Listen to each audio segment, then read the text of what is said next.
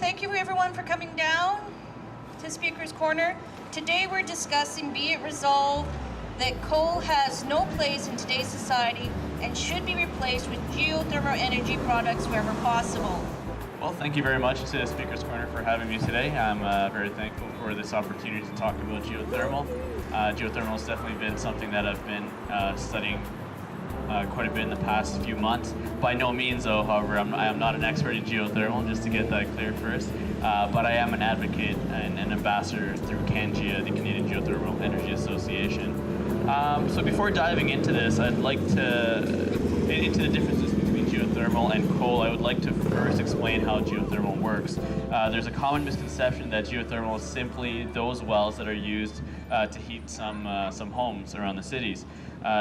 These type of systems would actually require heat pumps and are actually called geo-exchange technologies. Geothermal energy is heat from the earth. It is clean and sustainable. Resources of geothermal energy range from the shallow ground to hot water and hot rock assessed by drilling wells up to thousands of meters beneath the Earth's surface.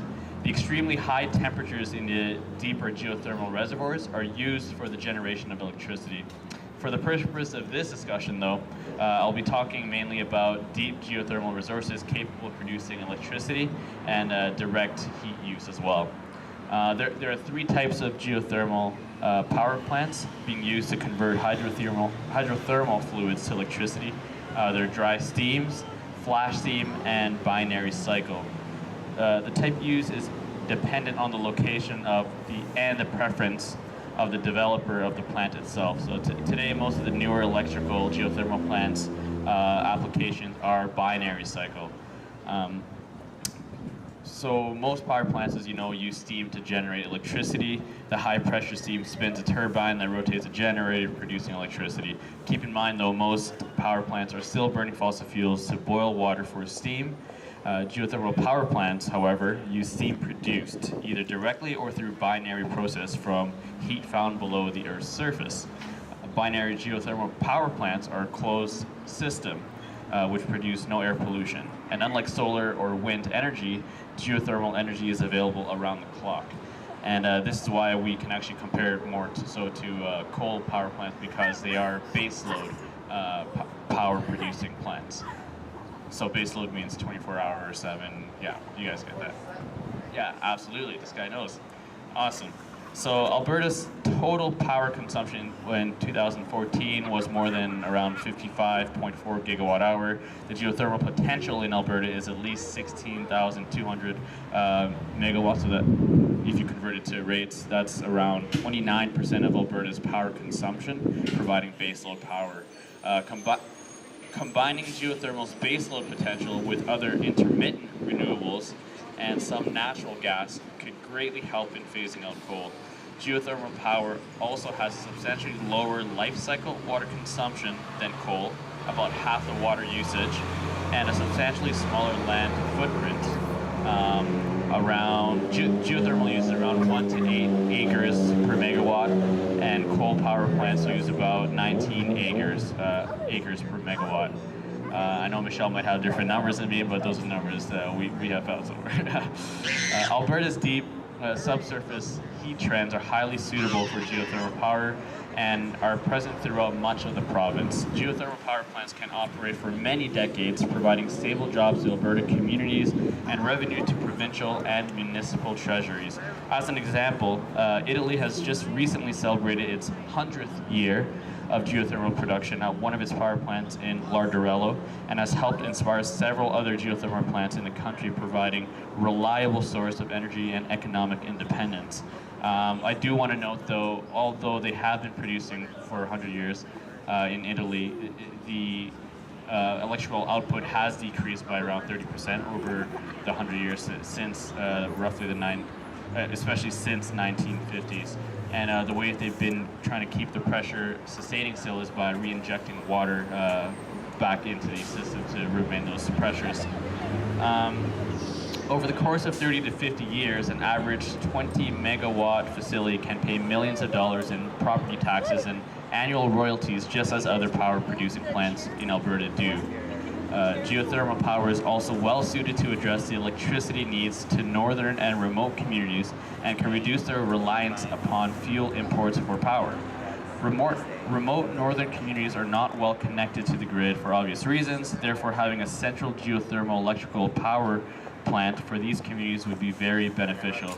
So CANGEA, the Canadian Geothermal Energy Association, has recently done a geothermal mapping study in the Yukon and has found that geothermal could provide up to 40% of the 42.7 gigawatt hour average annual power consumption for the territory. Furthermore, CANGEA's study also estimates that geothermal resources can create about 65,000 temporary jobs, mainly for construction, and about 27,500 jobs in Alberta. Geothermal projects would leverage existing workforces from oil, gas, and mining, and utilize transferable skills for activities such as drilling and exploration.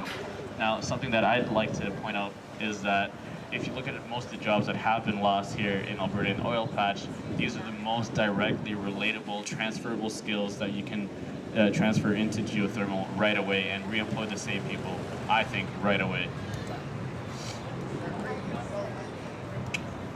That's right, sir.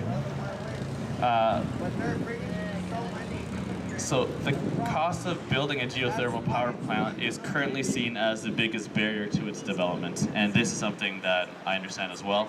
But currently, the estimated construction cost would range from anywhere from 2.5 million to 5 million per 1 megawatt. Its operational cost would range from 1 to 3 cents per kilowatt hour, and its energy can be sold for about 5 cents a kilowatt hour. Please keep in mind, though, that these values are from the U.S. Department of Energy and are therefore in American currency. But the reason why there is such a large range in the construction price is largely due to the depth of drilling that is required to tap into the resources. So not all depths produce the same amount of heat and therefore electrical potential. The optimal heat temperature is around 150 degrees Celsius. However, some plants today can produce electricity as low as 98 degrees Celsius using binary cycle systems. As a comparison, though, coal-fired power plants are getting increasingly expensive to construct. On average, they can go for about $3 million per megawatt. Again, Michelle might have different numbers, I understand that. But however, this cost, if true enough, is very comparable to the cost of constructing geothermal right now. Geothermal power plants have an average availability of 90% or higher. Many plants across the world have shown availabilities as high as 98%. In comparison, coal plants have an average availability of 75% on average. So what are some of the visual impacts of geothermal technologies? Well, these actually look quite nicer than coal plants. As mentioned earlier, geothermal power plants use relatively small acreages and don't require storage, transportation, or combustion of fuels. Either no emissions or just steam are visible. And nowadays, most of them will be no steam at all and just closed-loop systems. These qualities reduce the overall visual impact of power plants in scenic regions. These facilities could also be easily disguised with appropriate natural habitat and trees. In Iceland, many geothermal facilities have become a site of tourist attraction. And I really don't think we can say the same about coal plants. I don't think people are visiting them as a tourist attraction. At least I wouldn't. Neighboring communities of coal plants often also complain about the lack of plant diversity and the constant gray skies. The National Assembly of First Nations have also blamed coal plants for the majority of the acid rain that has negatively affected wildlife, plants, and waterways in and around their communities. So what's going on with geothermal right now in Canada? Well, Canada has not yet produced a single watt of geothermal energy, and we are one of the last developed countries to have tapped into its potential, and this is largely due to our abundance of oil, gas, and coal resources, of course. No worries.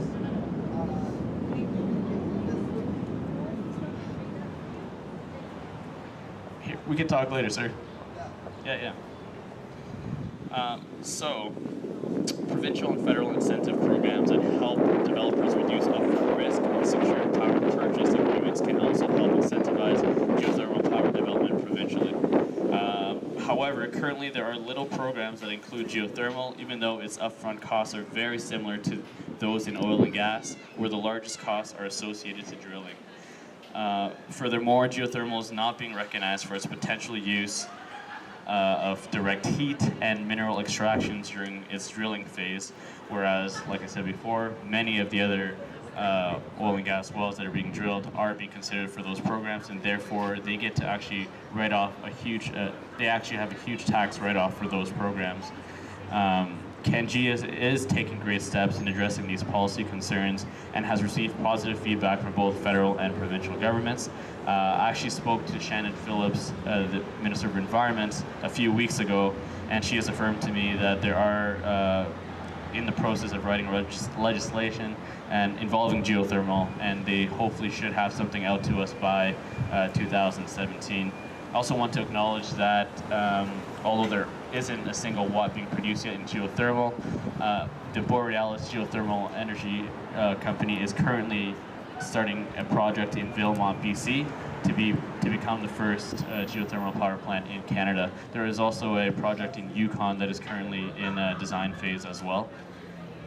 All right, so furthermore, as I said before, the geothermal has the most transferable skills required that could employ the same people in the oil patch right away. The biggest thing that is hindering this process are legislation. We don't have anything written that includes geothermal energy as well as the potential use for direct heat, and that is a huge problem. CANGEA is proposing that we use the end-of-life wells in Alberta, and there are currently over 1,000 end-of-life wells, or soon-to-be end-of-life wells, that we can simply repurpose them and put turbines on them, and that's what we are currently talking to the United States, who are proposing that we use some of their turbines that they're not using anymore, and they're going to be shipping them over for a very low cost, and then we're going to be looking at opportunities to build upon those end-of-life wells. And so we are not necessarily looking to drill tons of holes and producing unnecessary drilling. We're just looking at tapping right now the easiest sources, which are the ones that have already been mapped out by oil and gas drillers. So another great benefit of geothermal is that we can offset some of the oil monetary values and economic values by building large-scale greenhouses with direct heat all over Alberta, and especially in northern communities where otherwise we would have to actually ship some of the fossil fuels or even lots of agricultural products up north as well. We see that there is huge economic value in this, and to not having to import a lot of our foods from down south as well. Countries across the world are also phasing out in coal, and we are not the only province or country that are doing that as well. And so now coal is just becoming economically almost unviable to continue in this way, I would say. Its cost and its value, nobody really wants our product anymore, and we should become a more dependent energy producing province anyways. And geothermal, I think, would be a great way to transition into that phase, and so that we can still become an energy powerhouse in Canada, but in a different way. So thank you very much for your time, and I look forward to hearing Michelle's response. Yes, thank you. Okay. I hate this thing. Sorry, I hate this thing. And it hates me too. So get it out of the way. Okay, and so now we're going to hear the other side of the story. Please help me welcome to the stage Michelle Stirling. Yes, she's a contract communications manager for Friends of Science. I'm sure a lot of you have heard of this society. And one of the contributors to the Friends report, Burning Questions, an evidence-based review of the Phase Out Coal campaign. You can find the links to these on our meetup site, Speaker's Corner, as well as on our Facebook page. Or you can come up afterwards and talk to Michelle or myself, and we can give it to you. She is also an award-winning producer-writer who has worked on the global corporations on various communication projects and is the author of several books on Kindle. In 2005, Michelle worked as an information coordinator for Alberta Environment, which sparked her interest in examining the evidence over the ideology on climate change and environmental issues. Please welcome Michelle.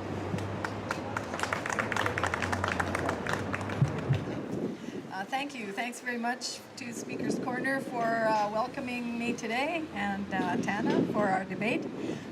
As you know, my name is Michelle Stirling. I got involved in the energy debate as I formerly worked at Alberta Environment in the Deputy Minister's Office as an information coordinator.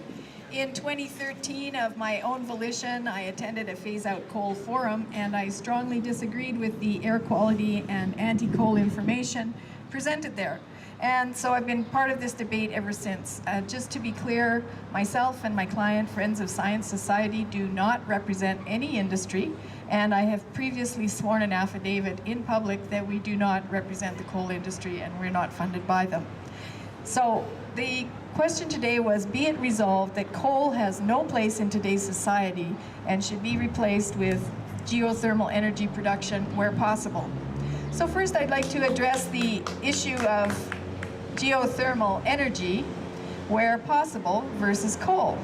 Then I will discuss why I think coal is suitable, valuable, and affordable power generation option, particularly in a modern context with high efficiency plants and excellent emissions management, and particularly in Alberta where coal is abundant, it is of high quality and near the surface.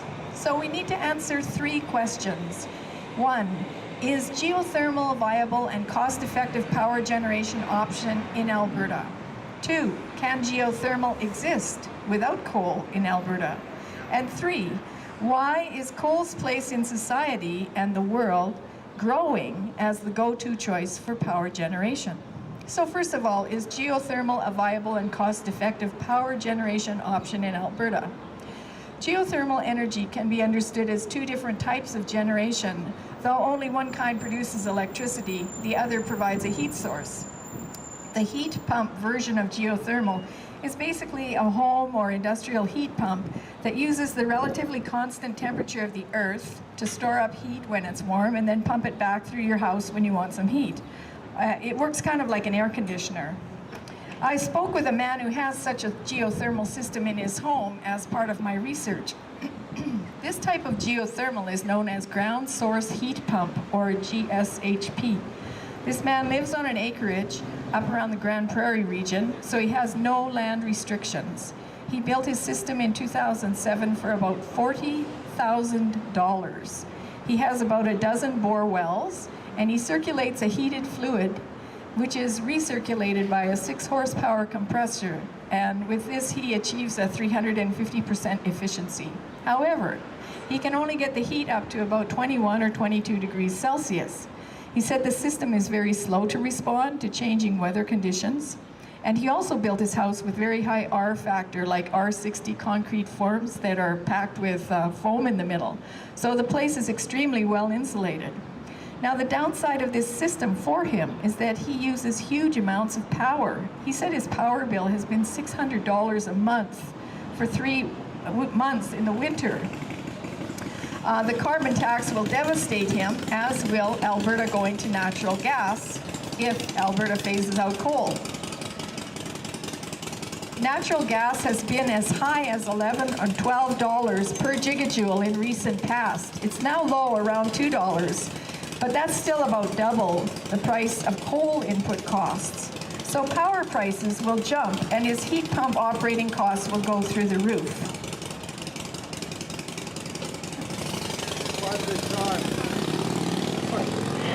So to actually provide immediate heat, he burns 3 cords of birch wood. He says bringing in that much wood is really a chore. He said he feels stupid. He feels that he wasted $20,000 to $30,000 on this system, and now he'll have to convert it as power prices rise. So in summary, the ground source heat pump geothermal may have some applications in some places, but powering the heat pump by electricity means you actually need the most affordable electricity to make it work, and the most affordable electricity source is coal. The second type of geothermal, which Thana discussed, refers to heat or power sourced from deep wells in the earth. For this section of my debate, I consulted with Alberta professional geophysicist Norm Kalmanovich, and I also reviewed Professor Michael E. Wisijan's Science of Energy series in the Great Courses. So as you know, the Earth has a fairly thick crust, and then a mantle of rock, and then a molten core. The rock is a very slow conductor of heat. The heat generated from the Earth itself is in total some 46 terawatts. Since people already use about 18 terawatts of power in energy from conventional sources like oil, coal, natural gas, hydro, nuclear, and wood, it's clear that geothermal in its present technological state can never provide sufficient power for our growing needs. It can only ever be a complementary heat or power source. And then, geothermal is very dependent on geography and geology. If you are in Iceland, which is basically one big volcano, then geothermal is the perfect solution. Your heat source is near the surface and you can tap into it in a few different ways. And if you have a hot enough source of steam or hot rocks to drive a turbine, you can generate electricity. But this possibility is very dependent on your geology and location. And therein lies the problem for Alberta. According to information from Norm, a professional geophysicist, the main problem in Alberta is our geography. There are very few places that have what is called a suitable thermal gradient for tapping into geothermal heat. One of the few places is the upper northwest corner of the province where my interviewee lives. And you can see this after on the graphs over here. There's a chart showing where the heat sits at two different levels within the province. One is 2 kilometers down and one is 5 kilometers down. So overall, this is a sparsely populated area, and it is far from power generation needs of Albertans and our industry. And industry presently uses 75% of the power generated in Alberta. If you look at the two maps, you can see the relative temperatures at depths of 5 kilometers or 2 kilometers, and there are not a lot of suitable places for geothermal. Now, some people would argue we could simply develop deeper drilling and new technology and thus access this free power, or as Thana indicated, use old wells and drill down. But in Alberta, you would have to drill deep to get the wells deep enough to be at the 125 degrees Celsius temperature requirement for geothermal, and drilling is very, very costly. Also, I just want to mention here, Thana had mentioned that oil and gas companies seem to get some kind of subsidy for their work, and that's not true. They don't get a particular subsidy. They get the same development write-off that any business has for development costs. So there is no direct subsidy up front for oil and gas. So according to Professor Wisijan, we can presently only drill to about 12 kilometers in depth, and that costs a fortune. So, like with wind turbines, the idea that the power source of geothermal is free is offset by the extraordinary cost to capture this free power. But there are other significant problems with geothermal in Alberta. As many of you know, this term, sour gas, or hydrogen sulfide, is often released in drilling in Alberta.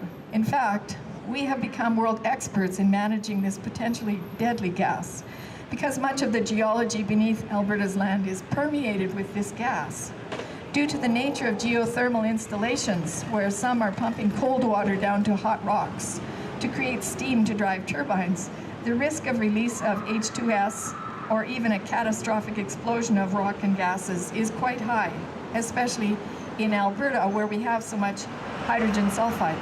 And this is a deadly gas. Anyone who works in the oil patch has to take an H2S safety course before they ever go out there.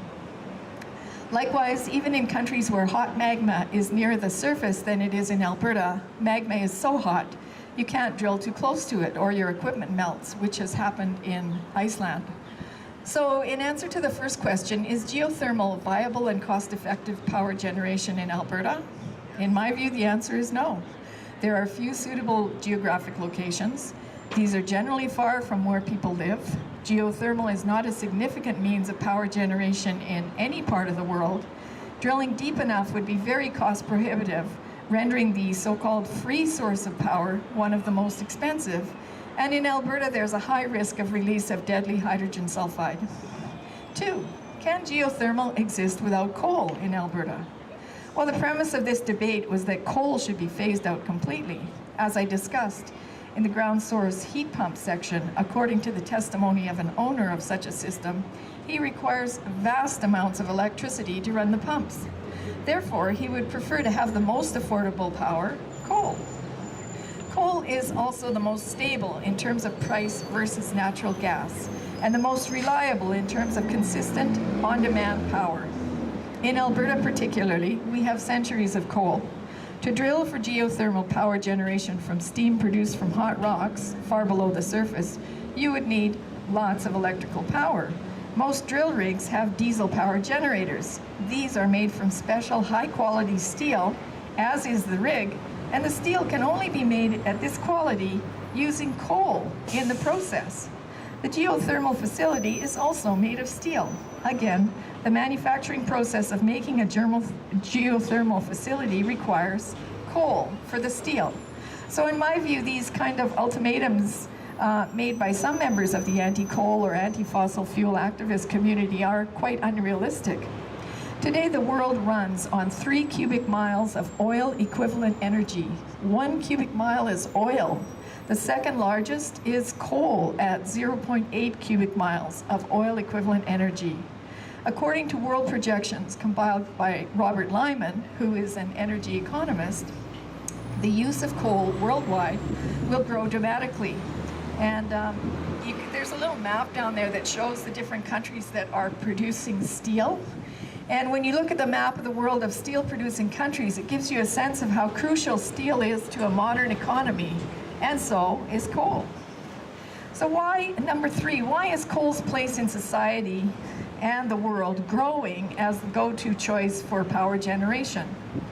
So in this, I disagree with Thana's contention that coal is falling behind. It's actually growing. Coal use is growing around the world because it's abundant, affordable, and portable. Unlike geothermal, which can only work where the geothermal plant is built, coal can be shipped anywhere and used in any quantity, from a cold stove, like my grandparents had, to a modern new ultra-critical coal plant.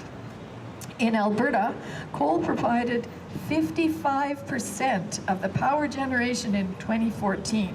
Now think about that, 55%. That is a huge amount of power to try and replace. Natural gas was the second provider, 35%. So 90% of the power in Alberta came from fossil fuels in 2014, and partly because we have lots of coal here, as shown on the map down there. So presently, the Alberta government wants to phase out coal, but people need to understand that this would cost Albertans over $11 billion just to build replacement capacity plants powered by natural gas. And you need to replace all of the coal capacity with natural gas because you need 100% on-demand system. Although the government plans to replace 2/3 of the generating capacity of coal with wind and solar, this will not do because wind and solar are intermittent power sources. Sometimes there's 100% of the power, sometimes there's nothing at all. In Alberta in 2014, wind provided just 4% of our power. 4%. You know how the city loves to say the C train runs on the wind? Well, tell me how it does that 24 hours a day when there's only 4% power from wind for all of Alberta. Obviously, that's baloney. What they mean is that the city of Calgary buys carbon offsets from a wind farm and pretends that this displaces the coal and natural gas-fired power that really drives the C train. So that's kind of deceptive marketing. I think it's false and misleading to make people think the C train runs on the wind. That's impossible. So likewise, in addition to the $11 billion to phase out coal, it will cost more than another $11 billion to compensate the coal industry and investors. People invested in brand new coal plants in Alberta, and one of them, Keep Hills 3, was the most advanced coal-fired power plant in North America when it went into operation. This means it has supercritical technology. This is not your granny and grandpa's coal plant. These plants are very efficient, they have excellent emissions management, and they filter out about 99% of the soot, or the PM 2.5, from the coal. There are 6 of these more advanced plants. Not all of them have the same technology, but they're all advanced, and they all have a useful life to the end of 2050. So why would we close them down? If the idea is to reuse and recycle, why would we disable something that works very well and is at a very high standard and has a long-term useful life? All the countries that went to Paris and signed the big agreement on climate went home the next day and started building more than 2,000 coal plants. You know what? They want a strong economy in their country, and they know that you need affordable power for that. Another thing to consider, if we replace coal with wind and solar, we have to build many more transmission lines, and the same for geothermal, because it's not going to be near the city. So these transmission lines cost billions of dollars, and you end up paying for it. The line south to Pincher Creek wind farms cost $2.2 billion. That's for 4% power. Think about this. The Shepard natural gas plant here in Calgary cost only about $1.4 billion, and it puts out 800 megawatts of power on demand almost year-round. Coal-fired power plants today have reduced noxious emissions, including mercury reduction. In fact, most of the mercury in Alberta is deemed to come from overseas coal plants in China.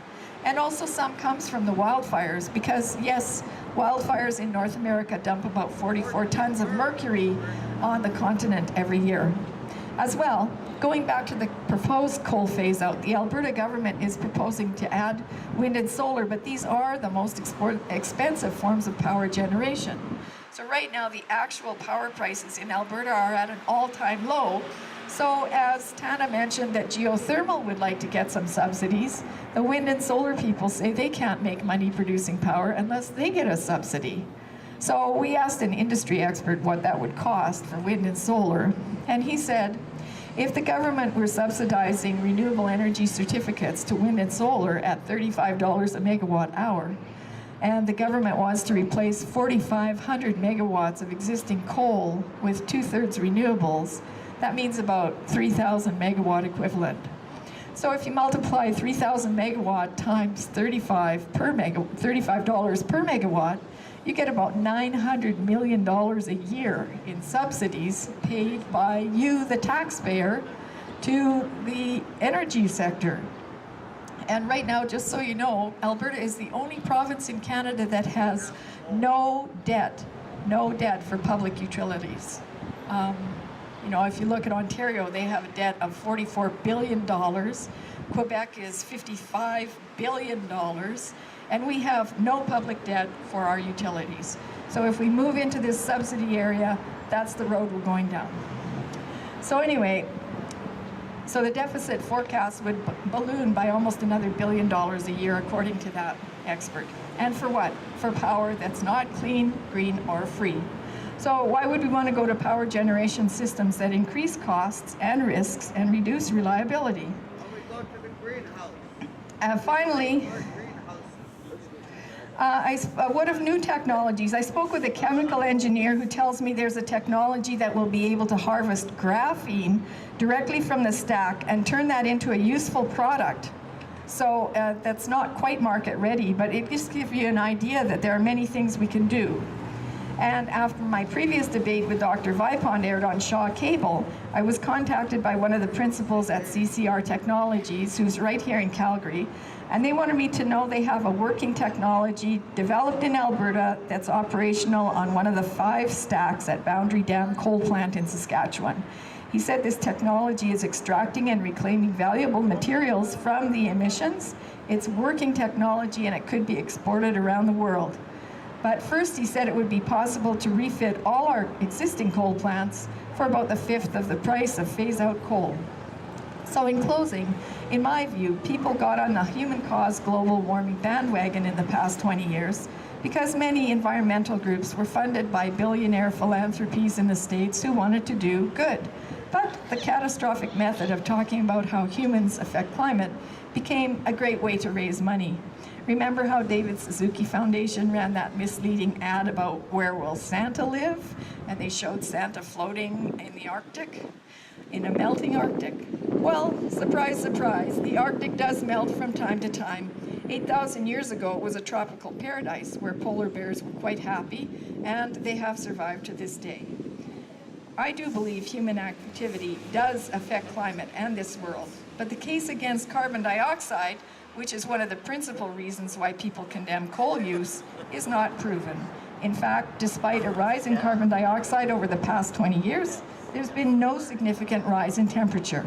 Thus, I believe it would be a mistake to deprive Albertans of a valuable, affordable, reliable fuel source like coal.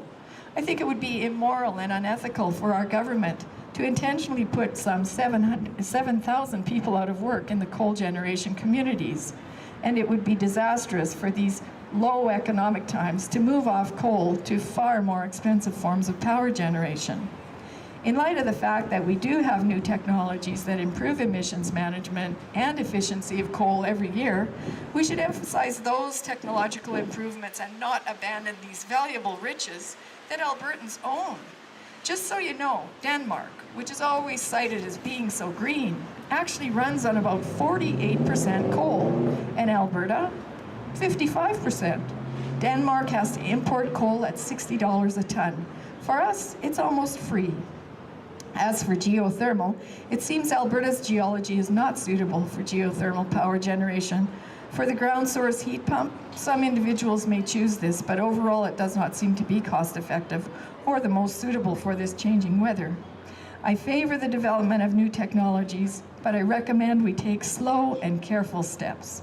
We have a great power system in Alberta, largely because of the heroic efforts of the people at Alberta Electrical System Operator, the ISO, who makes sure it works all the time, and the 95% power from the many providers of coal, natural gas, and the supplementary sources that make up the 5% remainder.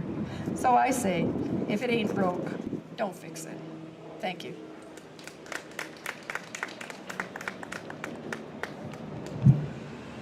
I'd like to thank you very much, Michelle. That was very informative for both of you. And now I believe Thana wants to has rebut. Okay, good. My name is. Thank you, and thank you, Michelle. I did learn quite a bit myself as well. And first of all, I'm not even going to tackle the topic of climate change. To me, you know, when you have 96% of the world scientists already agreeing that climate change is real, I don't think it needs me adding on to this topic as well here. Now, geothermal may be expensive. Oh, I can't even read my notes anymore. Anyways, ground source pump, I'm not a big fan of those as well either. They are very expensive, and that's why I've joined with CANGEA, which is the Geothermal Energy Association, which we don't talk about ground source pumps at all. We were talking about very deep heat-producing wells. And by no means would ground source geo-exchange pumps be replacing coal anytime soon. I do recognize that there's a huge electrical heat or electrical consuming process, and that's why I would not even go near that at the moment. Iceland is not the only country that is producing a large sum of electricity from geothermal. Our neighboring country in the United States, in California, is actually the largest geothermal electrical producing country in the world, and I think we can actually model a lot of their system in Alberta, and especially in BC as well. Now, I know you said that in Alberta we don't have that much potential, but our recent new studies that CANGEA has made has proven differently. And we strongly believe that with new technological developments that are currently happening, and very quickly, we can actually have much, much lower required heat to produce these electricity systems for geothermal. And I think that'd be good for both of us, I really do. And anyways, I will continue. And in terms of subsidies that are that you said that are not available for, you said, for oil and gas, the ones that we are specifically talking about are the CEE and the CDE, so the Canadian Exploration Expense as well as the Canadian Development Expense. Now, the federal government has acknowledged that there is not a fair level playing field for geothermal. And these two expenses right here are mainly for dry wells. So anytime in oil and gas they go and drill and they miss for these dry wells, they get to have a tax write-off for these, and geothermal don't. And so that we are just trying to get on a level playing field so that we can actually have those benefits as well. And like I said, this is something that they recognize, and we've talked to many politicians, elected politicians, who agree with this and who will be fighting with us to gain recognitions in these fields as well. And also like to recognize that even Wild Rose leader Brian Jean has been in contact a lot with CANGEA and is wanting to work with us in developing the proper policies in order for them to be successful in Alberta. So anything from left to right-wing politics, everyone is kind of on board now and recognizing its full potential. And just like cell phones, only 7 years ago everybody was on flip phones, and now everybody's on crazy smartphones. The same thing can happen with all technologies, and I want to recognize that if we put a bit more effort in geothermal, it can be an energy powerhouse, even in Alberta where the heat sinks aren't as high as they are in Iceland, let's say, but we can develop the right technologies to make them a viable option. And only with having more interest in these types of technologies can they actually develop and get funded quickly. For example, in oil and gas, many years ago, these processes were not quite affordable until the government got involved and had some input in these systems as well. And so that's what we're looking for, is an equal level playing field. In terms of sulfur being produced by geothermal wells, well, I'm talking mainly about geothermal binary closed loop system, because these are all the ones that are being built nowadays. Most geothermal developers will not even look at an open system because we do recognize of these SOx of sulfur and nitrogen oxide harmful potentials as well. And so in my eyes, there would be zero sulfur in the new geothermal wells, so that is not a concern. I can't even read my own writing anymore here. So coal for building metal supplies. Well, we recognize that coal, the metallurgical coal is still very important and will play a big role. What we are more concerned about are the coal that is used for burning and used for power. That is what we do not like, but we do recognize a huge coal benefits still in the steel section of the industry. So that is something that will still be there for quite some time, I think. I'm going to wrap it up here. I really do think that these types of discussions are really important regardless of what side of the fence you sit on. It really forces us to see where we're missing the point and to actually push us to learn more about how we can improve our own sectors and our own industries. But my question to you all would be, why not try to go clean? Even if I was half right, even if I was 20% right, why not try to benefit all of humanity and not just one sector? Geothermal is clean, so we could live beside these power plants and not have to worry about our health. Yes, maybe it's not as harmful as you describe coal factories to be, but I don't think any of us here would want to live beside a coal plant. We definitely wouldn't, and I would feel very safe living beside a geothermal plant.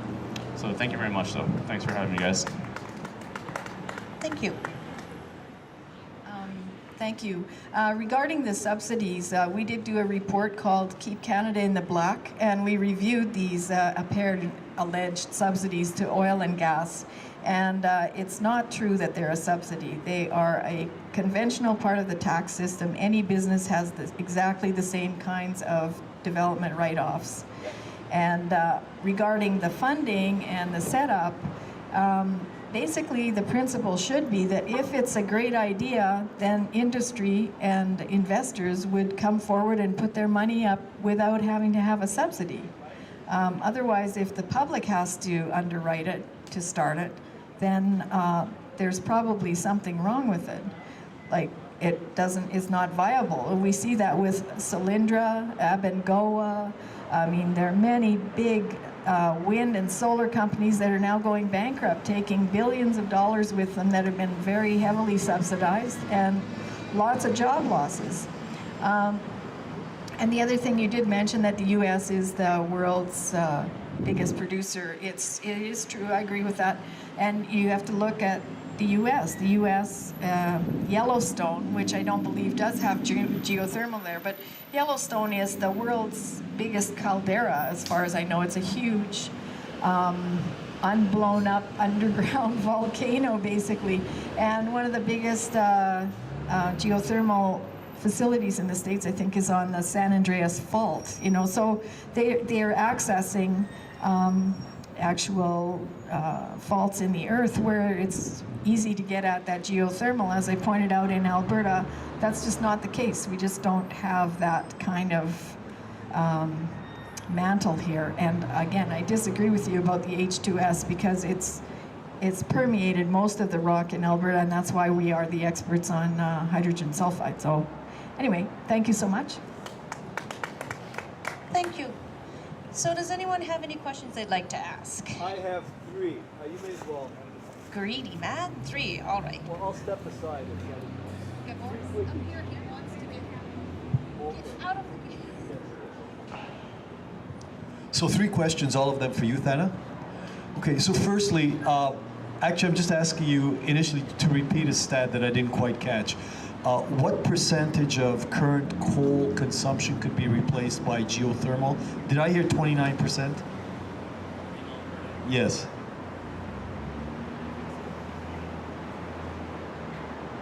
Did you hear? 29%?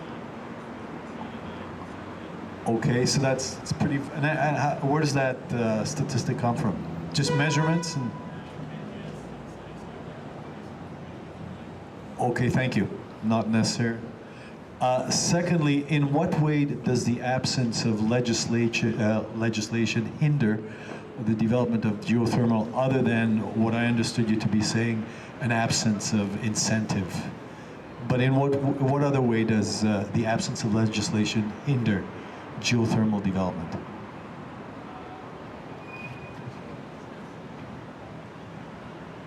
Well, without the proper legislation in place, and without even the word geothermal in policy, there's a huge perceived notion of risk, and that goes with any new technology that hasn't been tested in any jurisdiction, and that is the biggest fear, is the notion of rejection of any project.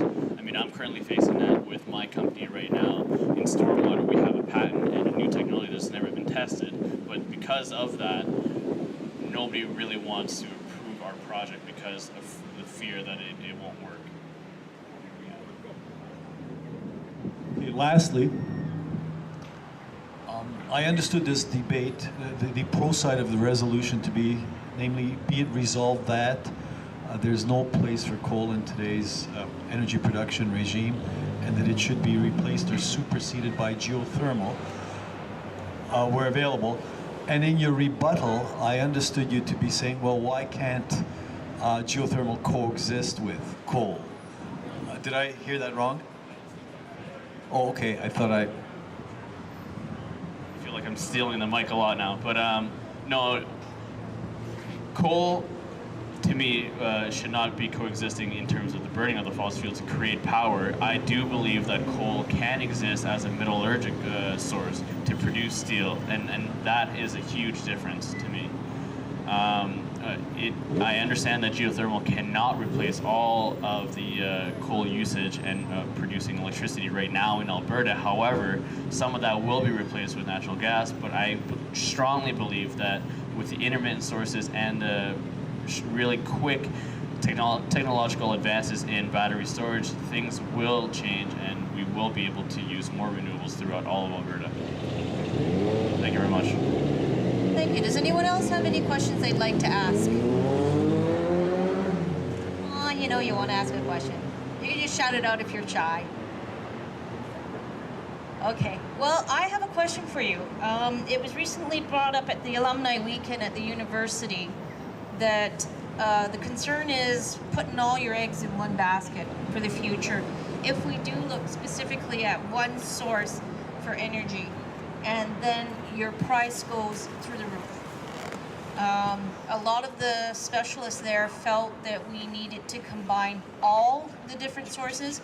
And I want to know if anyone from any of these groups are actually talking to these other people in these other groups to try and work together to create a future of coexistence, as Gabor had mentioned coexistence. Michelle?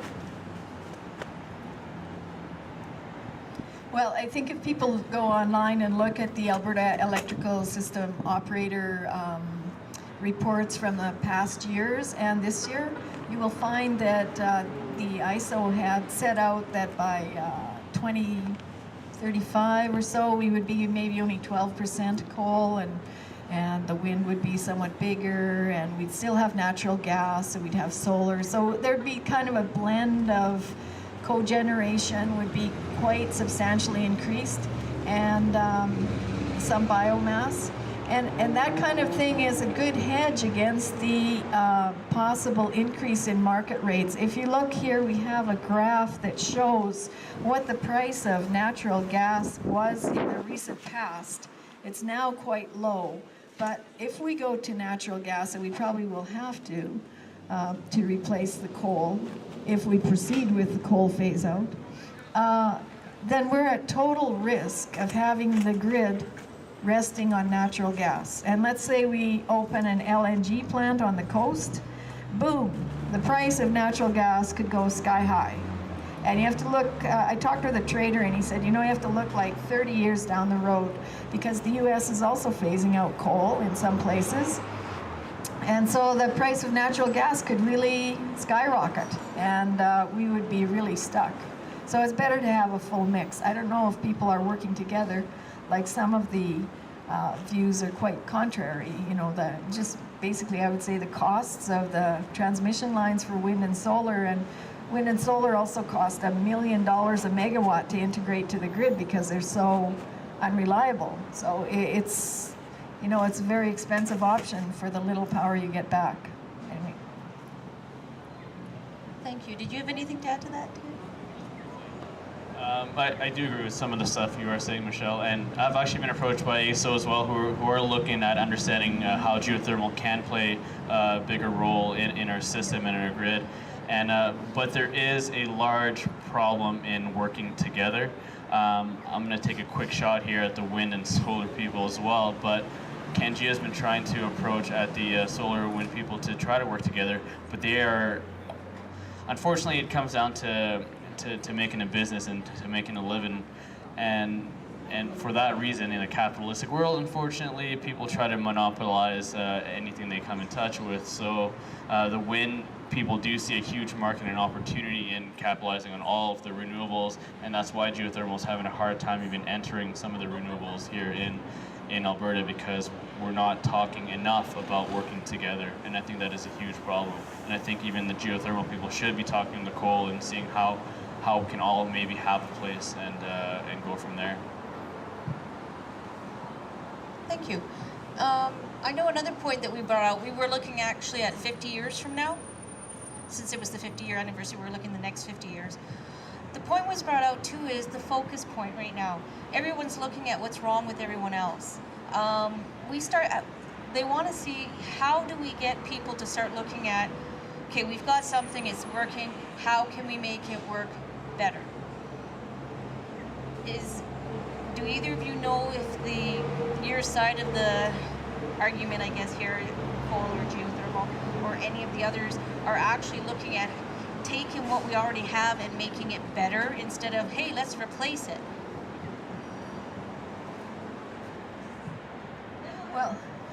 Well, I would say that actually regarding coal, that's one of the kind of best kept secrets about it is I was at a conference at the university a couple of years ago on renewable energy, and one of the people on the panel said, well, we all remember London in the 50s and the smog. It's like, that was 65 years ago.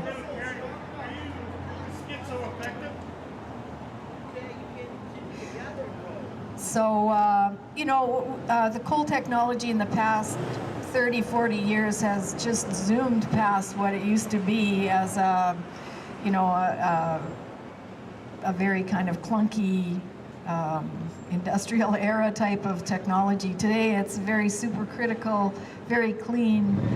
Every day there's new improvements, and as I told you, the CCR technologies have means of extracting reclaimable materials from the stack emissions, and that's a fantastic step forward. So I think that there's a lot of focus on making coal the choice through technology. Anyway, that's what I've understood. Thank you. You have a closing remark with?